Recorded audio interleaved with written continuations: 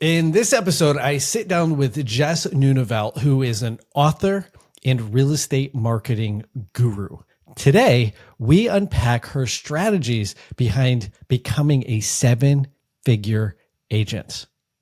Now, before we jump in, as always, I'm your host and referral partner out of San Francisco, Shawn Kunkler. Jess, thanks for joining me today. I am so excited to be here. Thanks for having me. There is so much for us to talk about. I don't even know, honestly, where to start between your book, which we'll put in the link, your marketing, your stage presentations, and so much more. So let me put it back on you. In a nutshell, who are you and what do you do? I got into real estate when I was 21. Grew up with a mom in the industry. So I was that kid that was dragged around in the backseat of the car, playing with her map book. And so when I was 21 and didn't really know what I wanted to do with my life, my mom said, I think you should try real estate, see if you like it. So I got into real estate at 21, super shy, really introverted, looked like I was about 16. So I had to figure out how to be successful without using my quote unquote sphere, the way that everyone else is taught to build their initial business. My sphere was 21 and not buying real estate. And anybody in my life who was buying real estate was also my mom's sphere. So she'd been in the business at that point 20 years. So it really wasn't going to be like, who would you have chosen? Would you have chosen like brand new beginner agent Jess who looks 16, or would you have chosen my mom who had 20 years of real estate experience and 30 years of life experience on me? So a lot of people, even I remember my best friend when she first bought her first property, she bought with my mom. She didn't buy it with me. So I had to figure out how to be successful on my own, doing my own thing. I started out as at a training brokerage, and all of the training that I was being told that I should do was cold call, door knock, geo farm. And I remember thinking, if this is how I have to build my business, this industry is not for me. And so there was this brand new thing called Facebook. And I used to call it prospecting from my PJs. So Facebook at that point was just a wall and a classified section and Messenger. So what I did was I started building relationships and having conversations and giving value to people on Facebook. And that's how I built my business. And, you know, it compounded from there. Digital marketing shifted and changed. Facebook, paid traffic came in. And I just sort of continued to follow and get better and better at what I was doing. And then I met my husband, who is an absolute incredible marketer as well. And together we built a multi-seven-figure real estate team. Very lean, very efficient. In 2017, I made the decision that I wanted to transition out of sales and I wanted to train. And so I moved to Los Angeles. I surrounded myself with people who were running the best, most valuable, most scalable training and coaching companies. I just literally immersed myself and was like, guess what? You guys are all now friends with me and we are all going to collaborate together. It's the way to do it. Lived there for 6 months and then built the Listings Lab. And the Listings Lab has become our core program that we teach, but we have different programs for different agents at different levels. Then I wrote a book called More Money, Less Hustle, started speaking on stages, started running our own events, and everything just sort of compounded into what it is today, which is, I would say, probably one of the fastest growing real estate training companies out there. I love that. And I actually did a bunch of research and watched your marketing channel on YouTube. Such good nuggets. It's basically a college degree for free that people can hang out with you at any time. And it's funny researching this and wanting to have talk points and understand who you were before hopping on. I literally filled up a page of my notebook, was sending your videos to people on my team of like, hey, watch this at 15 minutes, like write that down and apply it. It's amazing. So it's really good. Like sometimes there's really good content out there, but it's not actionable. It's like too big, too complex. It's usually complexity is like the mother of error. And it's like yours is like super digestible. And sometimes it's a lot because it's like layered and you're like, wow, there's a ton of really good pieces in this. Yeah. I mean, I ran a 3-day event in Austin, Texas last week or 2 weeks ago. And it was so interesting because so many people in the speaking space or in the mastermind space, the number one teaching is that teach less. They always say teach less because it's going to be too much. And then when you try to sell something on the back end, people are going to be just too overwhelmed. I don't believe that. If someone's going to go and spend 3 days with me, I'm going to teach more. And I want them to leave with so much value and so much actionable information that they can kind of take that and run. And I've always looked at things that way. It's kind of the if you know who Alex Hormozi is, he talks about this as well, that if you give so much value and you allow people to take your free stuff and create actionable change in their businesses, then in turn, you will also be more successful.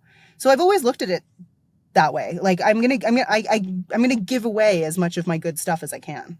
So let's break two things down that you said. And I think they're really powerful. And I think they might have been missed because again, like you deliver a lot in a very concise, small, like quickly. And so to go back to the beginning, in your real estate business, the part that I want to put a spotlight in is you were a marketing company that sold real estate.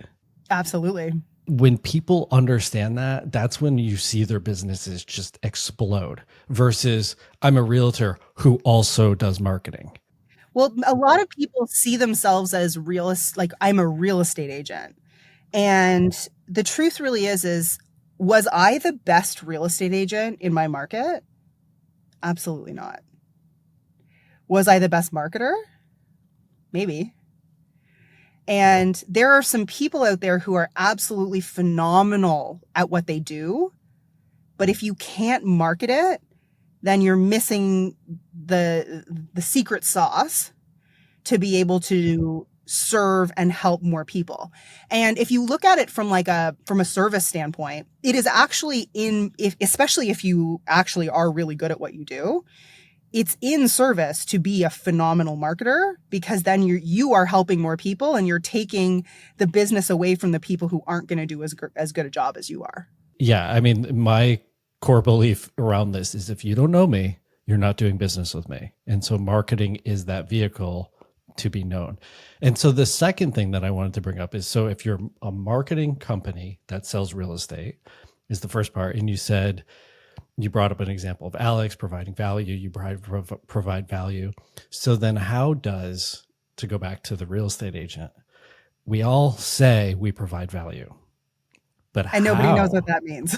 Nobody knows what it means. The other one that drives me up a wall is they're like, I'm authentic. And you're like, what does that even mean anymore? Like it's like we throw these terms out because we've heard them so many times. It almost becomes noise, right? So the idea of value when it comes to real estate is, are you helping people feel understood and are you helping them belief shift? So really good marketing. A lot of people in real estate falsely believe that really good marketing is allowing or helping your ideal customer or ideal client understand you. That's what most people are trying to do. I want my people to understand me. But it's actually the opposite. Really good, effective marketing is having your ideal client or your ideal customer feel understood by you. People make decisions emotionally before they make them logically. So that emotional connection or that emotional decision-making piece happens when, and another way of saying this is being able to articulate what's in the back of your ideal client's head better than they can. because that in and of itself means that you can help them with the solution. Now, I think a lot of people in real estate also have the misconception that they sell property. Real estate agents don't sell real estate. We sell services. And then we consult on the sale of real estate. So a lot of the time what people are doing in their marketing is they're showing how good they are at selling homes and thinking that that is in and of itself going to make them successful, which is why we see so much of the just listed, just sold, under contract, that kind of content, which first of all doesn't actually work with the purpose and the function of social media, but also showing people that you have business to get more business doesn't fundamentally make sense. It's like Instagram. It's like, look at me. I'm awesome. I'm selling this house. I'm so great. I'm over here. And the reality is buyers aren't randomly following you. So they don't care. So then who is your audience? And you're not, the market to message match isn't even there. The most recent values that have come out is that the average person moves every 8.5 years. So if you're only relevant to your audience every 8.5 years when they're actively looking to move, you're going to have a ton of audience churn and you're going to lose all of those people in the meantime. And we're told from day one that you have to learn how to follow up and you have to learn how to nurture. Well, the easiest, most effective way to nurture a relationship is actually through social media. And the way that most people in real estate are using social media is only speaking to the 3% of people in your audience who are actually looking to move right now. Social media, to your point about Facebook, changed from just a wall with some copy, which is the Craigslist style, and it's now evolved to entertain me in 3 seconds or I'm gone.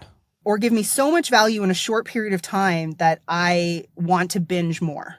100%. And that's, to your point, to get people to binge, to watch the other pieces of content, there has to be a hook. It's to kind of backtrack, is what's genuinely important to your audience and talk about that thing.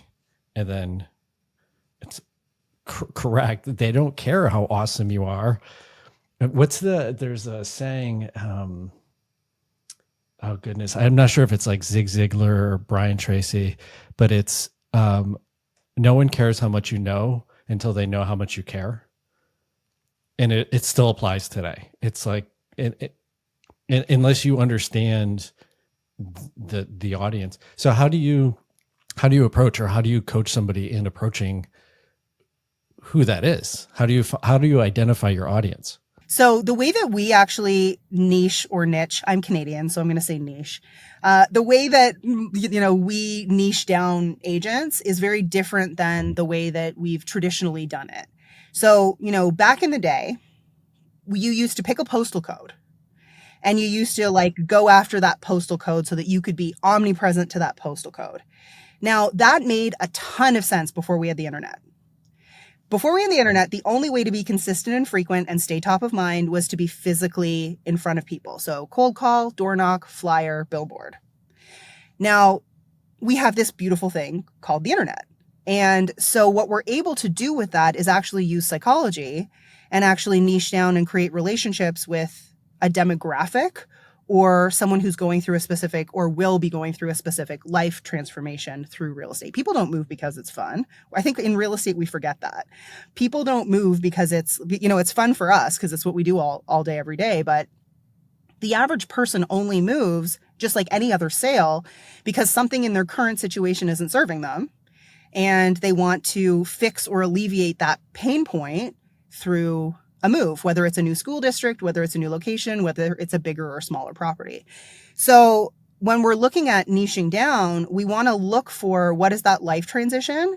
So if I was going to give, there's a million ways to niche down from a psychological standpoint, but upsizers, downsizers, first-time buyers, first-time investors, seasoned investors, dog owners living in condos, the LGBTQ plus community, any kind of specialized community. What luxury is not a niche. And that's probably the thing that shocks people the most is people are like, I want to niche down into luxury. And I've said this from stage and it always makes people laugh, but I think it also makes people turn red. Where when you say that you specialize in luxury, what you're actually putting out into the world is that you specialize in people with money. And when you say, I only work with people with money, how does that really make you look? And so instead of saying that, I would much prefer that you figure out what's the demographic that's transacting in the price point that you want to be working in. Is it upsizers? Is it downsizers? Like, who are these people? And let's niche down into the demographic and not niche down in terms of the income. I watched one of your talks and you were on stage and you're like, luxury is not a niche. And I literally laughed out loud because everybody puts it like they sell a property at a high price point and immediately it goes on their signature. Yeah. They're like, oh, I'm a luxury. But you're like, what does that actually mean? You reminded me, I had a conversation with the Knox brothers who are out of Florida, and what they did, basically to your point, was rather than focusing on a neighborhood, they focused on a community, and the community was around a golf course. And so they positioned themselves as golfers to the golf community. And immediately they kind of psychologically slid around the corner because they weren't salespeople trying to sell something. They weren't pitching anything. They were just hanging out playing golf. And when you're ready to buy or sell, these guys got the call. And they're the people you want to hang out with because there's common interest there. 100%. My mom did something very, very similar. She almost did it by accident, but she specialized in the medical community. So my dad's a doctor, and she solved a problem. She went about this and she built her service package around solving a specific problem, which was, back then was genius, and that it wasn't the way that people were doing things. But there was this common problem that she was coming up against, where these residents were becoming full-fledged doctors, and their income was going from $30,000 a year to $350,000 a year, kind of overnight. Now, the banks wanted 2 or 3 years of income. And so they were being qualified on $30,000 a year for the last 2 or 3 years, when the reality was they were making $300,000. So what she did is she figured out how to get around it, and she worked with a mortgage team that figured out how to qualify based on future income. Now, this was like in the 80s when like nobody was being creative like that. And because she figured out this solution, every single person who heard about her or talked about her or used her business exploded because she had a solution to a problem that no one else had. Yeah. The other curveball, I have worked with doctors, is that quantum leap. The other curveball is they always have debt from education. And so from a lender's perspective, there's a lot of quirks and challenges. And so within that, there's only a handful of lenders. And you're right. Once you figure out that formula, keep digging your well, go deeper. 100%. And I mean, she grew her business in a time that there was no social media. It was like literally if you wanted to advertise, you were taking out like newspaper ads, but it created evangelism in her business because everybody was like, oh, she got this done for me. If that was going to be the case today, that would be your primary message or your primary like part of like a signature system or a signature service that person offered. I think the other mistake that so many agents make is that they do exactly what every other agent does. And therefore you actually have no service package. You have no unique value proposition. And so why would somebody use you at 2.5 or 3% when they can use Joe, who just said he would do it for 1 point? If you can't actually demonstrate value in what it is that you actually do for your clients, and it doesn't have to be that you do more. It can just be that you do something that is specifically something that ideal client base needs. When you can do that, again, like you become the only choice and the only solution. I agree. If you can't differentiate yourself in the views of the consumer, you are just the same. And so why, from the consumer's perspective, why would I pay 3 times more for this same thing over here? The other beautiful thing your mom did is if your client base is doctors, your social proof, your status goes way up. Anybody, if they're a first time buyer, like, oh, I work with this person over here because they work with all the best doctors in town. And so immediately her clout is through the roof. Yeah, 100%. The other thing that we did in our business and with our team was we actually had a rule that we didn't work with friends and family, which is the opposite, I would say, of the majority of people in real estate that almost primarily rely on their friends and family to grow their business for them. So what we did instead is let's say that there was a family member who came to us and said, hey, I really want to work with you. We would say, okay, great. You're going to work with so-and-so on our team because they're not going to be difficult with someone that they don't know. They're going to get just the same level of service that they get that everyone else gets. And they're not going to try to negotiate because they wouldn't like as an example, my cousin would negotiate with me. My cousin isn't going to negotiate with someone else on my team. Well, twofold on that. I think your social circle, especially you entering the business at such a young age and looking young and being viewed as not being an expert in this field, that's really difficult. And I found I got into the business when I was 40, and it still took me a good 3 years to mature my people who previously knew me from my past lives, to get them to convert over into clients. And to your point, and I love them dearly, my closest friends, 3 of them, all bought houses. The biggest challenge I had with working with them, and again, I love them all dearly if they're listening, is the lines get very blurred. And like, we'll be hanging out at my house, having a drink and dinner. And the next thing you know, we're talking about a transaction or we're talking about property, and it's 10 o'clock at night on a Sunday. And it's like, I just don't want to do this. Yeah. This isn't work time. We could talk about this on Monday. Like, I want to just have a good time with my friends right now. And it becomes very challenging, especially through a transaction, especially if you run into some hiccups. So I actually really like that idea. You can fly wing. You just don't have to be the point person throughout it. And to your point, they expect the hookup on everything, on the rate, on this and that, and and you're like, oh my goodness, like this is a business. This is my business. This is like literally how I feed my family. Yeah. Yeah, and again, those lines get all blurred and wacky. So I love that idea. That's a really simple, actionable kind of way to move it over and take the pressure off of you. Let's change gears just slightly because we have a finite amount of time and there's so much I want to talk to you about. But let's chat about your book, which I have an amazing copy here.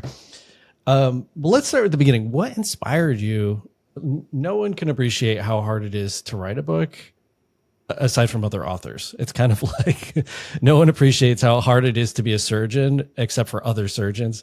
So I wrote a book that is about a quarter of this thickness, and it was so incredibly hard. So kudos for starters for even sitting down to do this. Honestly, I was never the person who like grew up thinking, oh, I want to write a book one day or I want to be an author.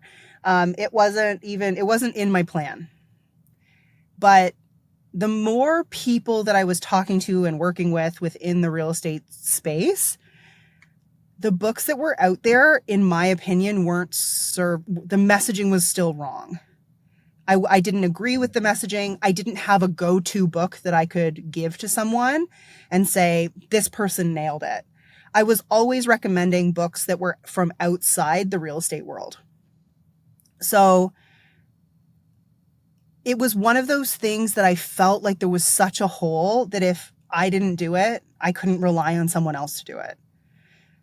So it became a thing. And yes, writing a book is a tremendous amount of work.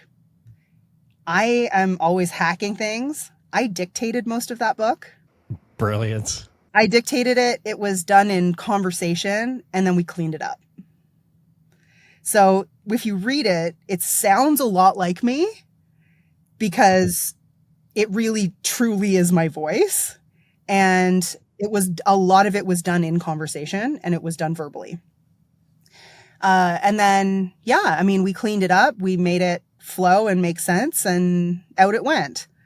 But I still think I wanted it to be perfectly honest, I wanted it to be an alternative for the MREA book, because I think that there's in theory and in concept, that book is always going to be sound, but it hasn't been updated in a long time. Some of the concepts are missing things and tools that we have access to today that we didn't have when that book was written. The markets have changed, technology's changed, marketing has changed. And I wanted to create something that was easy to read, because that book's a monster. That was easy to read, that was going to belief shift, because I can't help people who don't see the world or the industry the way that I do. So I wanted to be able to get people in alignment with what I believe to be the new way of doing business and the new way of thinking about real estate. It's broken down into the 7 pillars to 7 figures. Some people think, oh, I don't need to make 7 figures. I chose 7 figures and I teach 7 figures for a very specific reason. I'm a really big believer in freedom. And I know that that's, a little bit cliched, but I read The 5 Regrets of the Dying many years ago. And I remember the thing that stuck with me so heavily was the number one regret that people have at the end of their lives is that they worked too much and they didn't spend enough time with the people that they love. And I think real estate is that on steroids, where people are so reactive. And I used to be that too. I opened the entire book with like my spaghetti story. And I had, before I actually scaled my business, when I was a 6-figure agent, I was incredibly reactive and I worked all the time. When I had a multi 7-figure business, I worked less than I ever worked when I had a 6-figure business. So a lot of it just comes down to efficiency and systems and standard operating procedures and creating automation in the places that can be automated. And we have all these beautiful tools that nobody's using because the industry as a whole is still 20 years behind. So I wanted to create essentially like an entry point for people to really start to think about breaking down their business into sections and what they needed in order to achieve their career goals but not at the expense of essentially their life and the things that actually matter. Because I think that 90%, not 90%, maybe 99% of people, real estate's the vehicle. I don't think that there's very many people who are in this industry who think, I was put on this planet and my purpose in life is to sell real estate. And that's okay, right? The truth really is that people get into real estate for 3 reasons: unlimited income potential, believing that you can set your own schedule, and wanting to help people. And yeah, you help people for sure, but most agents never achieve the first 2. And so if you want to actually have unlimited potential, have something that is truly, really scalable, that you can buy back that freedom and that scalability of your business, and you can have the financial success and the time freedom, I believe that kind of 7-figure business model is the easiest and best way to do it. I love that. I agree. So the MREA is the Millionaire Real Estate Agent, put out by Gary Keller a handful of years ago. I actually read the book so many times that I brought it down to the copy store down the street from my office, and I had them cut the binding off and put a spiral binding so it can lay flat so I can take notes. But to your point, there's a lot of it that's just not applicable. And you hear agents say this all the time. It's just not applicable to my market. And and times have changed.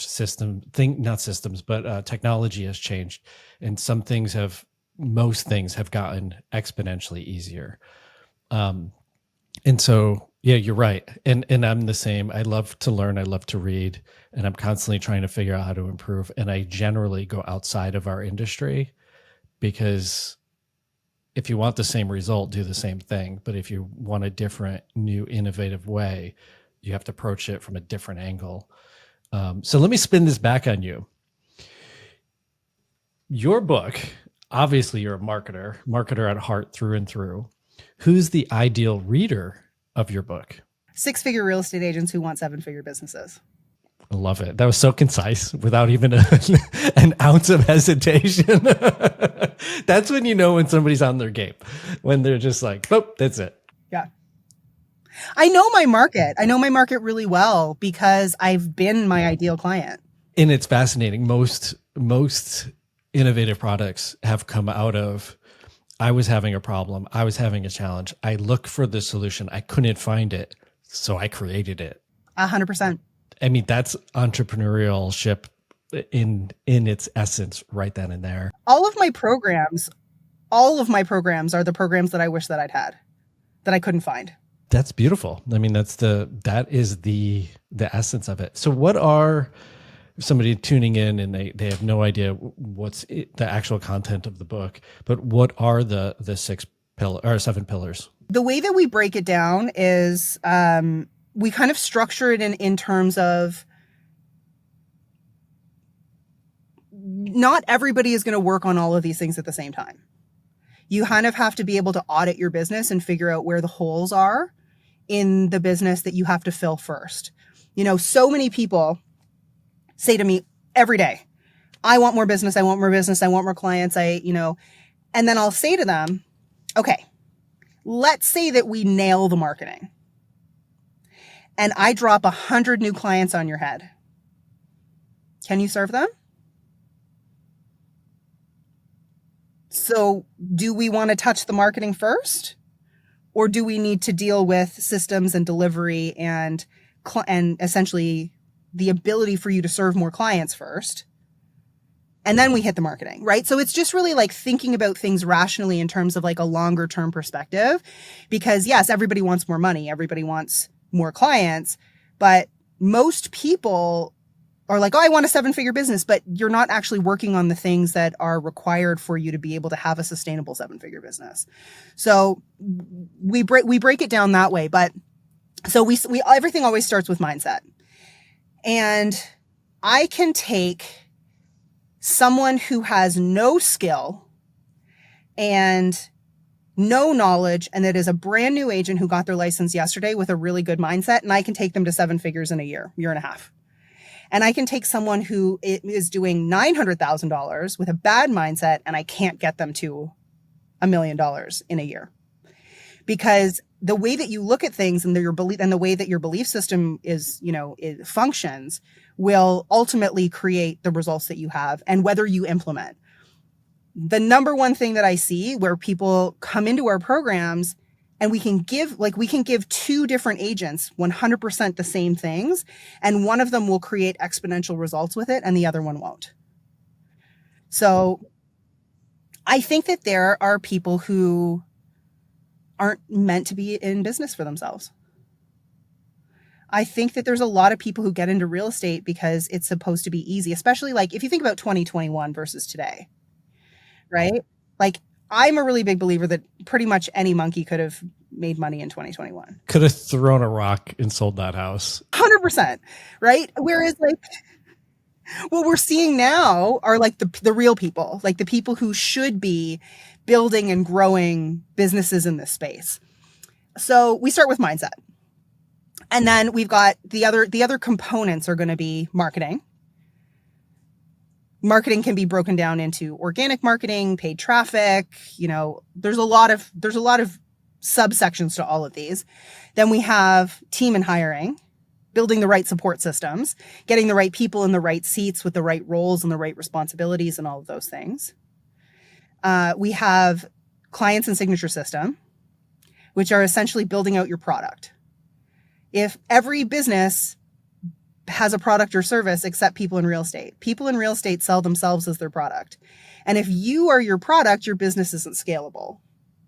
If you're magic, no one else is your magic. Therefore, and so many people in real estate build these very ego-based businesses, and then they're burnt out and they're tired and they're resentful of it. And then they're like, well, I tried to build a team and it didn't work. Well, every single thing that you've ever done your whole life with all of your marketing is that you are magic. So why would someone want to work with Sarah, who's not you? Because Sarah doesn't have your magic. So what we do is we build out an actual like a signature system or a signature service package that is the getter of results for your clients. So it doesn't matter if they work with you or they work with Sarah, because the actual process and the system and the results are going to be the same. Yeah. And sorry to interrupt really quick, but that goes for anybody who cringed a little bit when we were talking earlier about I would refer them out to somebody else on my team and they were like, oh, I can't do that. If that was the immediate knee-jerk reaction to that thought, that means, to your point, you need this. That agent is the only person who can do an excellent job and no one else on the team can. 100%. And I think that's why we end up with so many teams that the team lead is the top producer. I would say, from doing these podcasts and having the privilege to sit down with amazing agents across the entire US, the lion's share of them are the top producers on their team. And that fundamentally means that something's broken. And the other thing that I see so much is people who have these huge teams that the way that I always kind of explain it is I would rather have 2 people on my team doing 50 deals a year than have 10 people on my team doing 10 deals each. Not only is that going to be more time, more efficient, and cheaper to run as a business, I'm also having a greater impact on those 2 people and those 2 people's family. And the amount of time that I have to invest back into my team is also going to be less. So I think, I had a call a couple months ago with, this team that's been in the news and they're, the biggest top producing team at such and such a brokerage. And, everybody's talking about how great they are. And I just did a little math. And I said, so every person on your team's doing less than 7 deals? He did not like that, because everybody's been talking for so long about how great he is and how awesome this is and how they're selling so much real estate. And my first reaction is, I don't feel like you're taking very good care of your team. And that's really not what people in that position, and fair to say, he did not work with me. He did not like what I had to say. But I mean, I think that sometimes it's that kind of perspective that allows people to see their business from an angle that they may not actually want to see it, but they need to see it from. Right? So there's the clients and signature system part. Then we have there's elements, and we've got operations and systems. Now, I've always really loved Benjamin Hardy's eliminate, automate, delegate. So eliminate, automate, outsource. I think that so often what we're taught in real estate is, okay, I've hit my capacity. Now I hire someone to essentially offset some of that capacity. Whereas we have technology now that we didn't have 10 years ago, 5 years ago even. And so why would there's so many people who are paying an administrator or someone to $20, $30 an hour to do a task that a piece of technology can do for $20 a month. Or sometimes that a piece of technology can do for free. Where I'm not saying don't hire people. I'm saying, what if you had that task or that job covered by tech, and you freed up that person's time at $20 an hour and had them working on $100 an hour activities? What would that do to your business? That's a fascinating way to look at it, and to kind of step back. And I know I do it for myself, and maybe not as much as I should for other people on my team, but I look at it and I'm like, is this a $200, $300, $400 an hour tasks. Should I actually be doing this, or can I delegate it? And if I can delegate it, then I do, but I don't always necessarily look at it for the other people. And thank you for that. Well, we have people on our team. So we have a team of 16 now, and we're spread out all over the world. But my leadership team has VAs. I don't have an assistant. I don't need an assistant, because my leadership team takes everything from me and then either says it's either because my entire job in the company now is to be the dancing bear, to innovate, and to essentially like play. I learn, I play, I talk, I look at things from different angles, and then I disseminate information down to my leadership team. I'm the visionary of the business. My leadership team then figures out how. So if I say, hey, I want to do this, they're like, great, Jess wants this. Let's figure out how to do it. And then the implementation and essentially goes, well, what parts of this does Carolee, who's my COO, what parts of this do I do? And then what parts of this does Vincent, who is our head VA, do? And then what parts of this that we've given to Vincent does Vincent give to Justine, which is someone who's on our VA team, right? So it gets trickled down in a way where everybody is working at their, essentially, like, for lack of a better word, value level. So if something is not $100 an hour job, Vincent doesn't do it. Vincent delegates it to someone else if it's not if it's not something that he needs to do. So a lot of people on my team have a sticky note on their computer that says, is this a me job or is this a so-and-so job? And so a lot of what we do and the way that we maximize our working time so that we don't have to work as much is to make sure that we're delegating. And if it's not well documented before we delegate, we document it really well first, and then we delegate it. It's such a good way to look at it. Yeah, you're challenging me to think about my business and look at it from a different perspective of moving things around so people are essentially just truly optimized. 100%. And then everyone's challenged and happy and in their zone of genius. And yeah. And people typically are, I know for myself, I am most satisfied when I'm growing, and I'm growing when I'm challenged. And if I'm really challenged to solve this problem, and then I do, it's obviously it's hard, it's difficult, it's sometimes discouraging when you're in the thick of it, but on the other side of it, you feel rewarded. It's so rewarding. You're like, I did that. That's awesome. And that's the same with the rest of the team. But to your point, if they're just doing things that are 2 levels below them all the time, they're gonna just leave. They're not gonna last. And everyone in our team has upward momentum. To pull it back into the real estate world, that's incredibly important, because you absolutely need the support staff, and then you need the salespeople, and everybody needs to stay in their lane, support each other, and because it's a symbiotic relationship. But internally, they all have to feel happy and that we're working towards something together and appreciated, and as though their time is being looked at as important and valuable, and that they're bought into what it is that you're doing, which leads us to the last chapter, which is vision. And, it's one thing, the way that we go about this is that each person on the team has to buy into the overall vision of what you're creating. And money doesn't keep people. It's the emotional buy-in of being part of something that's bigger than them.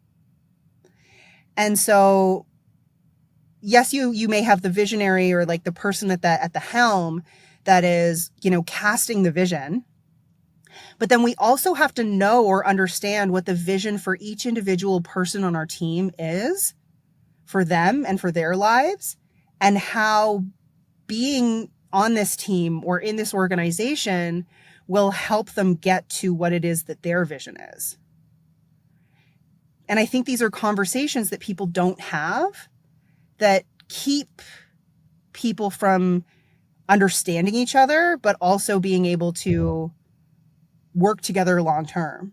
I agree. And I would say, within that, when everybody's on the same page, you're able to have more authentic conversations and actually hear what the other side is saying and make adjustments either internally, externally on the team to get everybody moved together.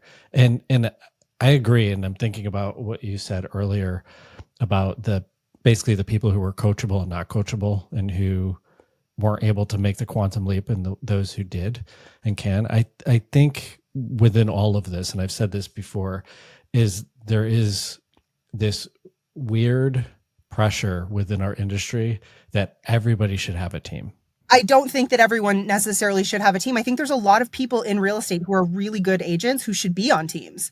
100%. I think to your point earlier is I feel like there needs to be more permission from governed from the brokerages saying, hey, figure out who you really genuinely are and want to become. Yeah. What do you want out of this industry? Yeah. Do you want to just do this solo? Great. Let me support that. Do you want to do this solo with an assistant? Great. Let me help you do that. Do you want to just be part of a team and collaborate and share successes with somebody? Great. Let me help you with that. And I again, I feel like there's this weird pressure that we all have to do the same thing in the same way. I also think that there's this weird pressure to have every team be built and structured the same way, which I also think doesn't make sense, right? I think that there's so many things in this industry that are such old school sales structures that don't really apply anymore, but people aren't thinking outside the box. To kind of rewind and go back to 2021 when it was like anybody was closing, everybody had like 5 million more sales than they normally did. And I think when things are going really well, we tend to party, and when things are going poorly, we tend to ponder. And I actually think we're in a great time right now because the market has shifted so significantly.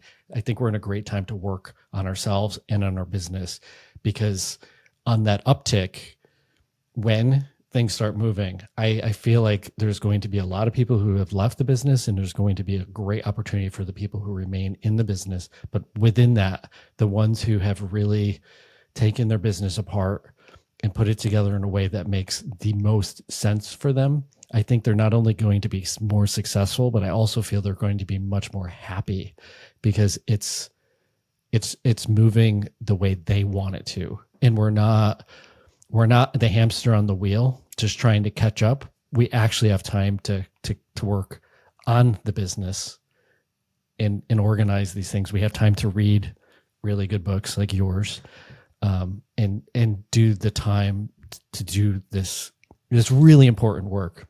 I think you're so right that this is the time to look at the structure of your business and set it up so that it will function and serve what you ultimately want to build. Because when you are super busy, when the market does come back in a way that it's busy and powerful, let's say we get 2021 again, you're not going to have time, or you're not going to want to take the time to work on the unsexy parts of your business that will actually allow your business to be scalable. Could not have said it better myself. I think there's no matter what's happening, there's an opportunity within this opportunity. Totally. This is it. It's the time it's time to work on these other components. Jess, that time genuinely flew by. I always feel like a great conversation is one where I look up and I'm like, oh my gosh, we're already over time. So thank you. This was so insightful. I would love to have you back on at some point in the future. And we barely scratched the surface on so many things. Oh, we've got so much to talk about. So thank you. I appreciate your time, and I look forward to connecting with you again soon. Thank you.